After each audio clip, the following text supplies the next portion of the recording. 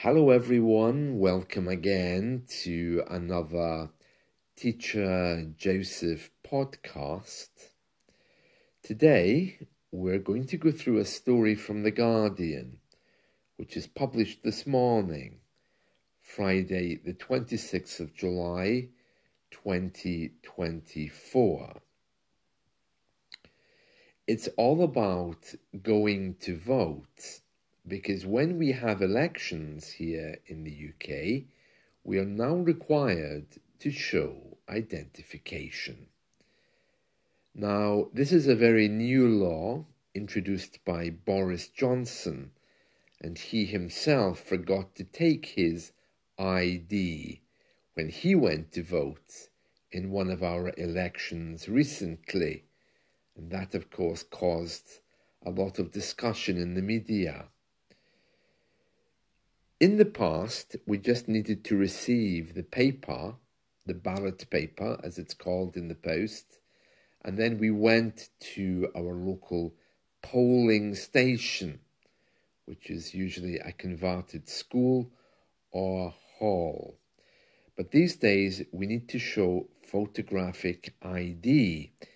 And as I've been discussing in my weekly lesson, and if you haven't seen that, you can hear the audio here on YouTube, or you can see the text on my site. Many people in the UK simply don't have ID, and that has prevented many people from voting. And in today's Guardian newspaper, it says, "Voter ID law attacks the rights of people of colour, say artists." And we're going to read through this story today. It's very interesting because this is a handful of famous people who want this law of showing photo ID at elections eliminated. Here we are, so let's begin. Voter ID laws are an attack on the democratic rights of people of colour and should be scrapped. That just means eliminated. More than 50 eminent actors, artists, campaigners, and others from minority ethnic communities have told the Prime Minister in an open letter. The signatories include artists and people from across the creative spectrum, including the Bridgerton stars Adjoa Andoh and India Amartifio, and the writer Camilla Shamsi. They said there was no reason for the new government to keep the old rules. So the old government brought in this idea of photo ID, and immediately, when the new government came in, people start saying, do we really need to have this? It says here that a poll carried out after this month's general election said that more than 400,000 people may have been prevented from voting because they didn't have the necessary identification. A poll is simply a survey. It's interesting, the wording here, it says 400,000 people may have been prevented, so they don't know. It says with those from minority ethnic communities, more than twice as likely to have experienced this. It says that 6.5% of voters of colour, that means black people, Indian people, others of ethnic origin, were turned away from a polling booth, the place we go to vote, at least once, compared with 2.5% of white voters. And then it goes on to give the background. This was the first general election that required people across the UK to show ID before they voted. And again, this is all coming up because we don't have ID cards. So we have to make our own arrangements by finding ID, such as a passport or some kind of work entry paths, maybe if you work in a company that has an ID pass, or your driving license if you drive. It says here, under a law introduced by the Conservative government, voters have to produce one of a small list of photo-based documents. Charities and campaigners had warned that people from minority ethnic backgrounds were among the communities disproportionately less likely to possess the necessary ID, and are thus more likely to be prevented from voting. Well, those of you who know me, I don't vote. I've never voted. I'm in my 50s now, and I've never voted in any of the elections. That's just for personal reasons, but if I did vote in the elections, I also would have this trouble. I don't have any photo ID except maybe my passport, yes, and I don't really want to be carrying that outside the house because it's a valuable document. British people are not required to carry ID around with them. The police are only allowed to ask us for ID if they expect or suspect us of a particular crime. So there's no reason for me to be carrying any kind of ID. Of course, I have my bank cards and these things, but I don't think I have anything with my photograph. I think I have a university ID, but that's online. It's not something that I have easy access to, and because it's on my phone, I doubt very much that it would be allowed in the voting station. Let's continue. It says here, the letter, coordinated by the Runnymede Trust and a group of people called Operation Black Vote, called the rules an attack on black and brown people and other marginalized communities, referring to a survey that showed that people from minority communities were 2.5 times more likely to be turned away from voting.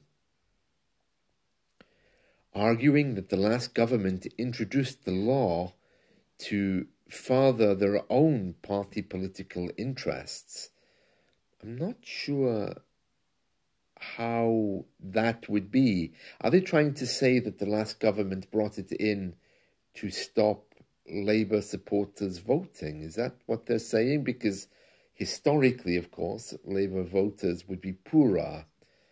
The Conservative government, our last government, historically was always very popular with rich people, but I don't think that's the case anymore. And the Conservative government, the old government, I should now call them the Conservative Party because they're no longer governing, they said that they reject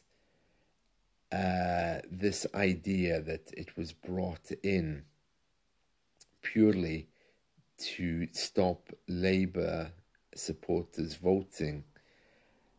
And the people who want this abolished or eliminated, they're saying it was a solution no one asked for a problem that didn't exist. And then it goes on, and there's lots of pictures here of these actors who are writing to the government. It goes on to say the problem didn't exist, especially given the low levels of voting fraud. Fraud, of course, means dishonesty. The letter continues, these laws are an attack on the democratic rights of people of colour and leave people without a say in the running of our country. Our right to vote is even more important at a time when over half of black children are living in poverty in Britain. People have been denied a say in shaping our country's future. This has to change before the next election. And then the letter continues. It's very, very critical of these laws. And the letter ends by calling for the government to introduce automatic voter registration, where people are placed on the electoral roll by default, rather than cross-referencing them from other databases.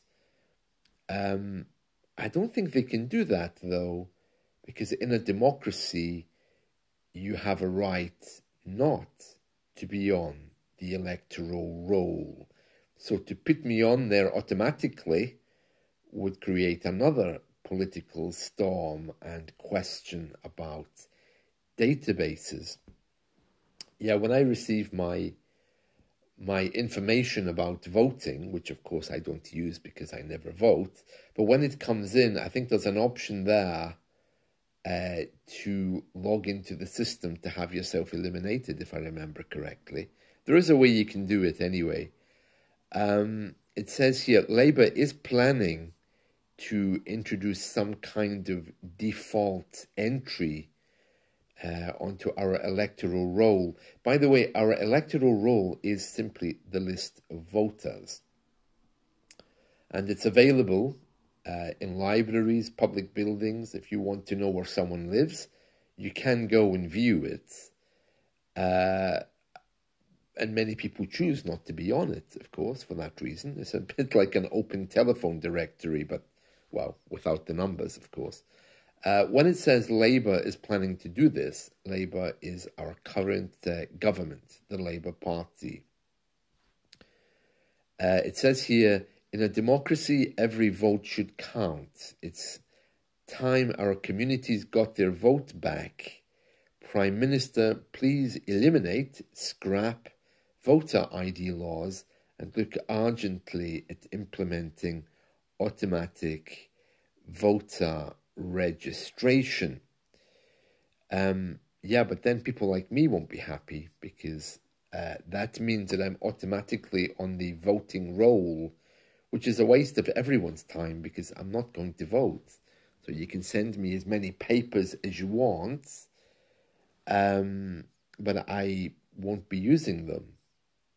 I mean, I don't have a problem being on the voting roll exactly, but certainly when I see something from the office of the electoral register, I open it, look at it quickly, and then just put it in the bin, of course, so that no one can use it, steal it, because it's my choice not to vote. So there we are. Very interesting, isn't it? That's today's story, which fits in this week with our weekly lesson, which is all about ID cards. So yeah, making headline news. I don't know whether not showing ID is a good thing, especially in these days of high crime rates and everything else. But clearly people still feel that showing ID in a democracy is wrong. And that's reflected in this letter, which these actors have issued to the government. Very interesting.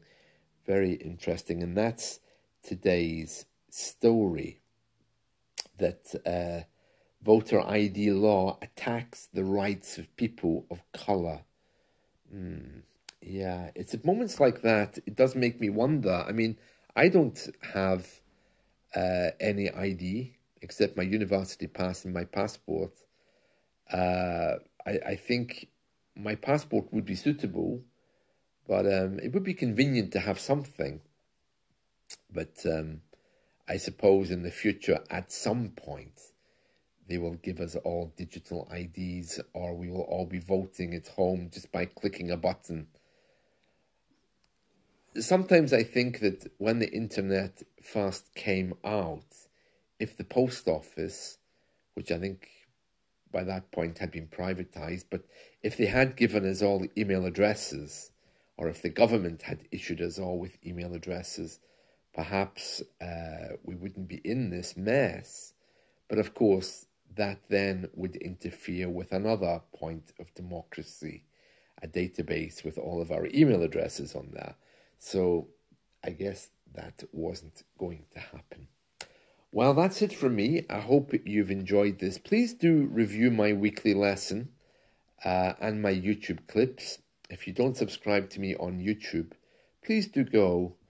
If you're listening to this on Spotify, please head over to YouTube and click subscribe, because there are additional clips on there using video covering the idioms of this week's weekly lesson.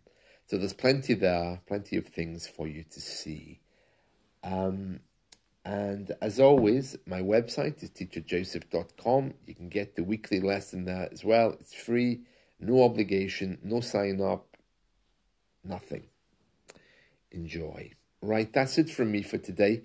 I hope you've enjoyed this, and let's talk again soon. See you. Bye.